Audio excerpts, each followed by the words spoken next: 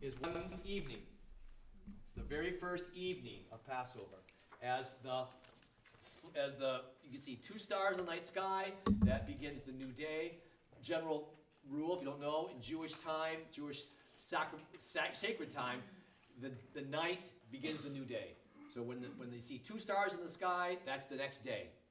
So in Israel on Friday, when the sun goes down and you see 2 stars, Sabbath begins, and everything shuts down in most of Israel, not all Israel, but most of Israel that's observant, until the sun sets on Saturday night.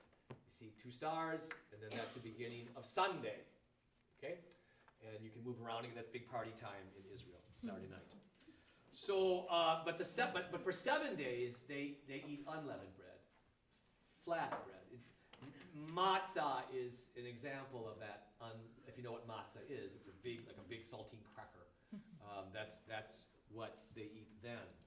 It's Jesus' Last Supper in Matthew, Mark, and Luke was a Passover meal.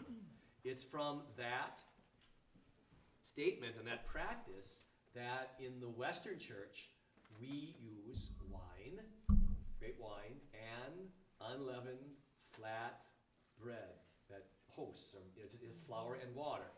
It's because it's an attempt to look back to that this meal, this sacred meal, is a connection to the Last Supper, where the disciples of Jesus ate unleavened bread. It was unleavened bread that Jesus identified himself with. Now, if you're an Orthodox, if you're Russian or Greek Orthodox, they follow the practice of John's Gospel. And in John's Gospel, the Last Supper is not a Passover meal. Jesus dies on the day before Passover. We'll get to that next year. So the Last Supper is not a Passover meal, so they didn't eat unleavened bread. So if you ever attend Orthodox church, you'll see the bread that they use it's a loaf, but it's got a lot of air in it. It's like a fluffy loaf of bread, huh? Not Wonder Bread, but more like that than the flat host. But see, the bread in each case is drawn from the biblical passage that they follow. In the West, it's a Passover meal. In the Oriental churches, it's the day before Passover. Okay, so that practice of 7 days of unleavened, or 8 days of unleavened bread, and the Passover meal is the celebration of Passover in Jewish homes today. Is that why their Easter is a week later on the calendar? No, that's another. They still use a Julian calendar. We use the Gregorian calendar. They use the Julian calendar. So that's another. So we're at Exodus 13, verse 17.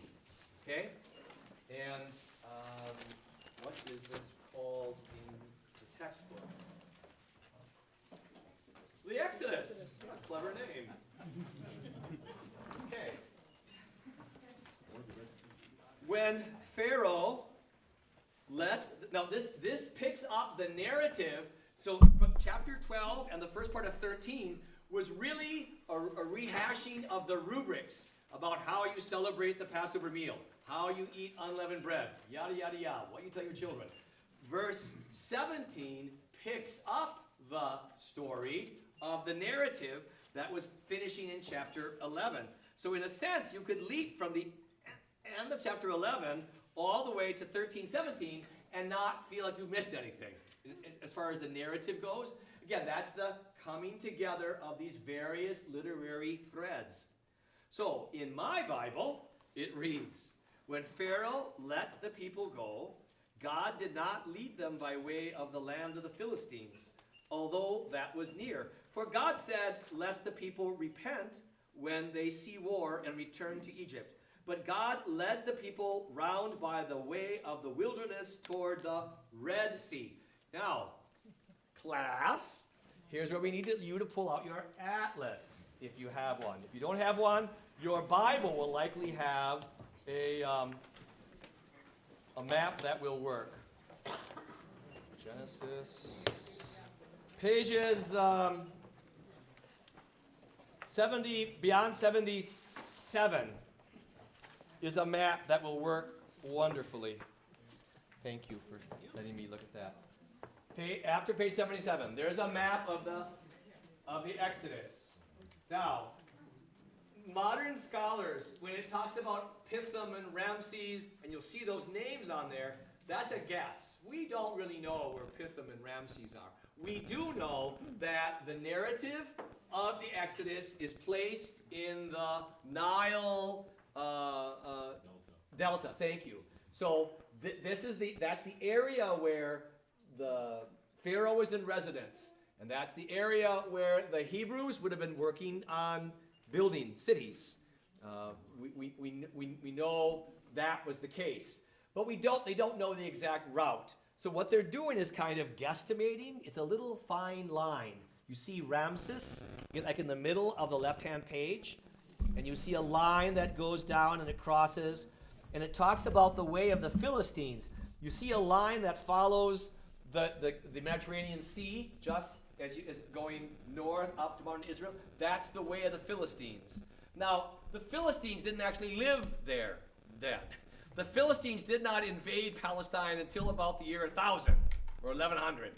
So you see, again, the narrator is writing later, talking about the world as he knows it, even though there were not Philistines there at the time of the Exodus.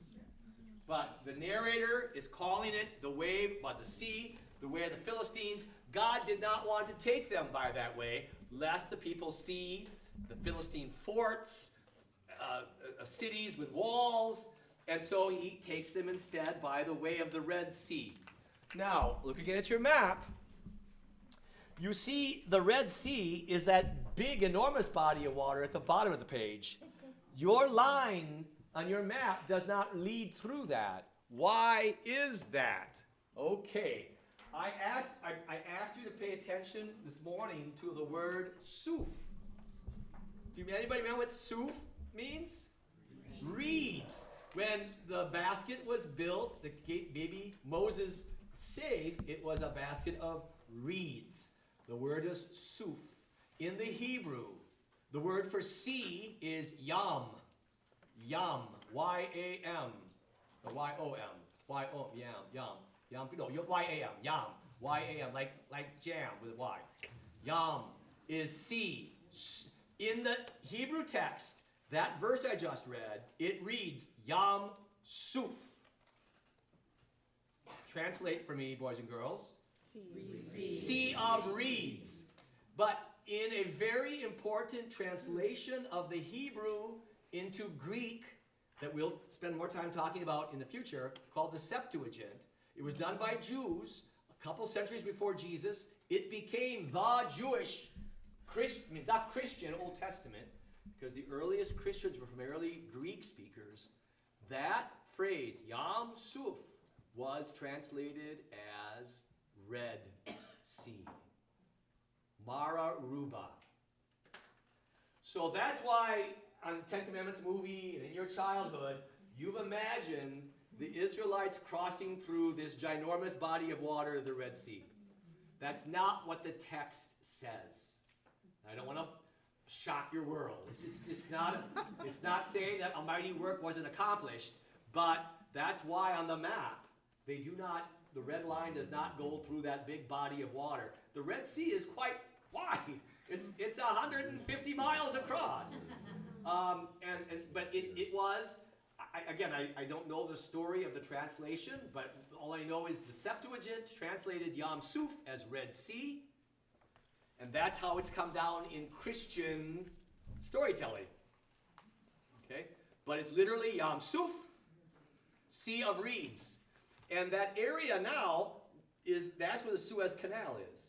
It's a low and marshy area.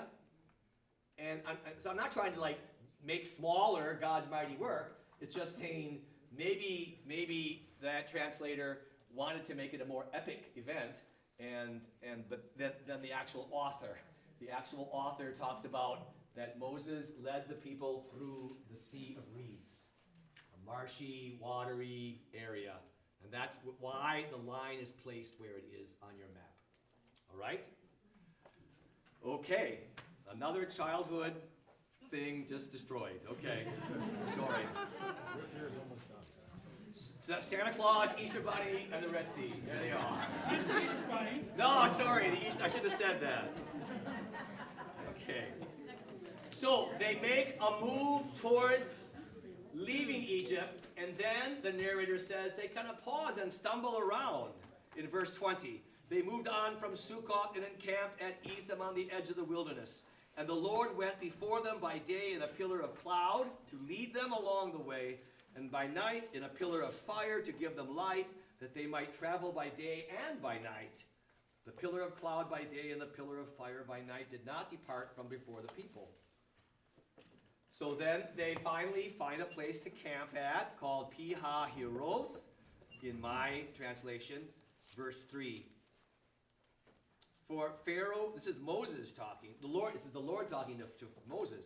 For Pharaoh will say of the people of Israel, they are entangled in the land. The wilderness has shut them in.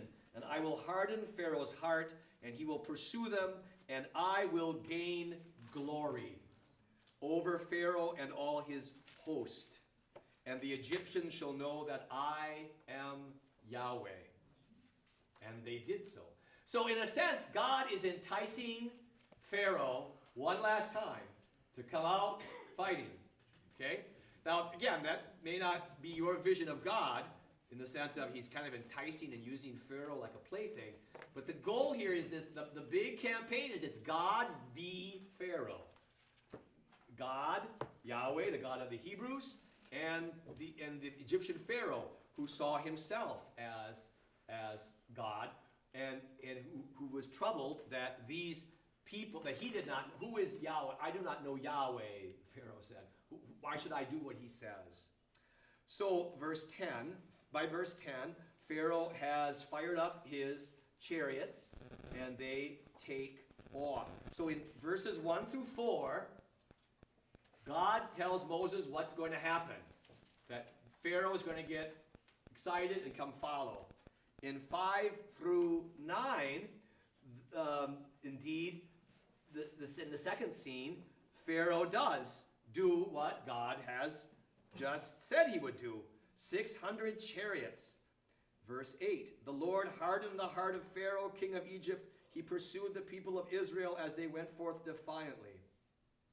So God has predicted it or announced it, and then now it happens. In verse 10, in the next scene, the Hebrews cry out when they understand that, now because again, they don't know what's going on. They're going to find out that Pharaoh is in pursuit of them. Verse 10, when Pharaoh drew near, the people of Israel lifted up their eyes, and behold, the Egyptians were marching after them, and they were in great fear. And the people of Israel cried out to the Lord, and they said to Moses, is it because there were no graves in Egypt that you had taken us away to die in the wilderness? What have you done to us in bringing us out of Egypt? Is not this what we said to you in Egypt? Leave us be, let us serve the Egyptians, for it would have been better for us to serve the Egyptians than to die in the wilderness. This is a refrain you're going to hear over and over again in your homework for next time. That the Hebrew people find it hard to be free. And they think back to those days, those golden days of ore in Egypt, where things were wonderful. And they hearken and want to go back. Now there too, those of you who are old enough know that experience, that in the middle of things, oh, we hate this. And then we get done and we go, oh, that was really fun, and I want to go back. We have a kind of a distorted memory of the past sometimes. You know, our parents, at least our parents did, huh? We're not like them yet. But it's that same phenomenon that the Israelites now see slaves. Remember, they were crying out and they were moaning and groaning, and now they want to go back because they're afraid. Right?